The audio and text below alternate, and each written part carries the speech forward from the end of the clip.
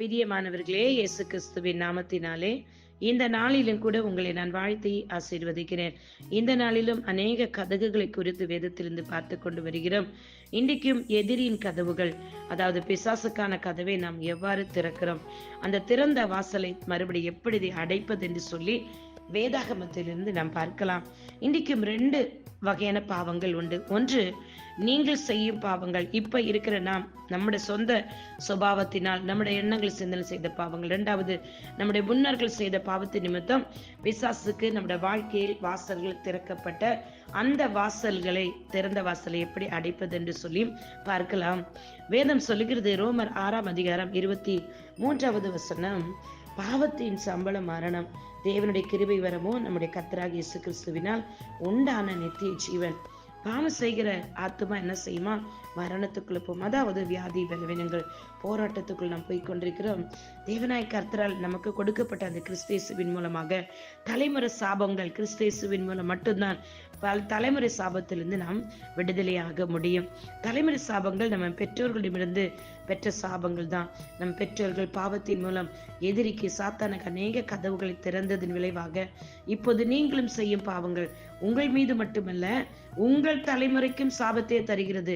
பெற்றோர் செய்த பாவம் நான் அனுபவிக்கிறேன்னு சொல்றீங்கன்னா, நீங்க இப்ப செஞ்சிட்டு இருக்கிற பாவத்தை நிமித்தமும் உங்கள் பிள்ளைகளோட வாழ்க்கையிலும் அநேக பிசாசுக்கு வாசல்களை நீங்க திறந்து கொடுக்கிறீர்கள். அதாவது வெள்ளி சொனியம், மாந்திரிகம், செய்வினை செய்கிறது, நாள் பார்க்கிறது, ஜோல்சியம் பார்க்கிறது இல்லையா, குறி சொல்லுகிறது, குறி கேட்பது, இன்னும் பாவ பழக்கம் உங்களை சினிமாவுக்கு அடிமையாகிறது, சினிமா பாடலுக்கு அடிமையாகிறது, ஆபாசமான காரியங்களை பார்ப்பது, அந்நியனுடைய நிலங்களை அபகரிப்பது, அந்நியனுடைய பிள்ளைகளை அபகரிப்பது. அதே மாதிரி எனக்கு தெரிந்து ஒரு சகோதரிக்கு டெலிவரன்ஸ் கொடுக்கும்போது இயேசு கிறிஸ்து நாமத்தினால அவங்க விடுதலை ஆகுவதற்கு ரொம்ப கஷ்டப்பட்டாங்க. அப்ப அவங்கள கிறிஸ்துவின் ரத்தத்தை சொல்லி விடுதலையாக்கி கொண்டிருக்கும். அவங்க சொன்னாங்க, என்னுடைய திருமணம் எப்படி நடந்துச்சு தெரியுமா என்று சொல்லி, எனக்கு வந்த மாப்பிள்ளை என்னை விரும்பி வந்த மாப்பிள்ளை கிடையாது. என்னோட தாயின் தகப்பனும் வேற ஒரு சகோதரிக்கு, அந்த சகோதரி பேரை நான் இங்க சொல்ல விரும்பல, அவளுக்கு வந்த மாப்பிள்ளை தான் என் கணவர். அவளுக்கு போக வேண்டிய மாப்பிள்ளை இவங்க வழியில மடைக்க ஆளை வச்சு என் வீட்டுக்கு அழைச்சிட்டு வந்து என்ன கல்யாணம் பண்ணி வச்சுட்டாங்க என்று சொல்லி. சோ பாருங்கள், இப்படியெல்லாம் பெற்றோர்கள் செய்கிற பாவம். அந்த பெண்ணை, அவனை ஏற்கனவே அந்த நபரை அந்த பெண்ணை விரும்பி இருக்கிறார். அந்த பெண்ணோட கண்ணீர், அந்த குடும்பம் அந்த மாப்பிள்ளை எதிர்பார்த்து இருந்திருக்கிறார்கள். இதெல்லாமே சாபம் தான். நீங்க செய்யற சின்ன சின்ன காரியங்கள் கூட உங்க பிள்ளைகளோட வாழ்க்கையில் பிசாசுக்கு டோரை திறந்து கொடுக்குறீங்க. உங்க பிள்ளைகள் அலக்களிக்கப்படுவது, பிசாசினால் அலக்களிக்கப்படுவது இருக்குது. நீங்க செய்த பில்லி சூனிய மாத்திரத்தினால் பிள்ளைகளோட வாழ்க்கையில் அலக்களிக்கப்படுகிறது. இப்படி டோரை திறந்து கொடுத்து அந்த மகள் அலக்களிக்கப்பட்டார். அதற்கு பிறகு அந்த தாய் தகப்பனையும் அந்த மகளையும் வைத்து இயேசு கிறிஸ்து ரத்தத்தை சொல்லி அந்த பிசாசானவன் கைகள் இந்த மகளை விடுவித்தோம். இப்பொழுது பிசாசுக்கு வாசலை திறந்ததை பார்த்தோம். 2வது, சாத்தான் நம்மளுக்குள் நுழையாமல் இருக்க இந்த கதகுகளை எப்படி மூடுவது, இதுதான் ரொம்ப முக்கியம்.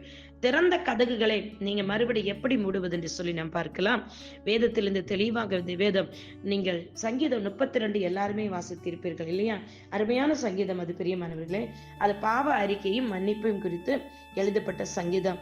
எவனுடைய மீறுதல் மன்னிக்கப்பட்டது, என்ற பாவம் மூடப்பட்டது, அவன் பாக்கியவான். அந்த சங்கீதத்தை முழுதுமா வாசித்து நீங்கள் உங்களுடைய பாவங்களை அறிக்கையிட பாருங்களேன், துன்மார்க்கனு கணக்கு வேதனைகள் உண்டு, கர்த்தரை நம்பியிருக்கிறவனையும் கிருபை சூழ்ந்து கொள்ளும்.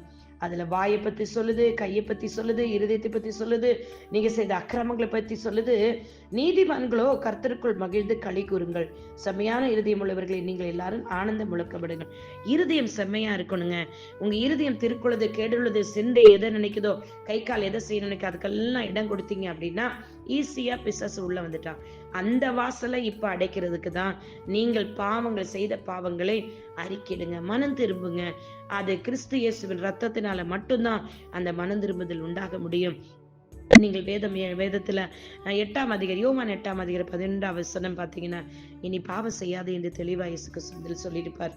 நான் மனம் திரும்பும் போது இயேசு நம்மை மன்னித்து விடுகிறார். நீங்கள் செய்த காரியங்கள் எல்லாம் அறிக்கையிடும் பொழுது, பிரதான ஆசாரியன் இயேசு கிறிஸ்து பிதாவின் முன்பாக அறிக்கையிடுகிறார்.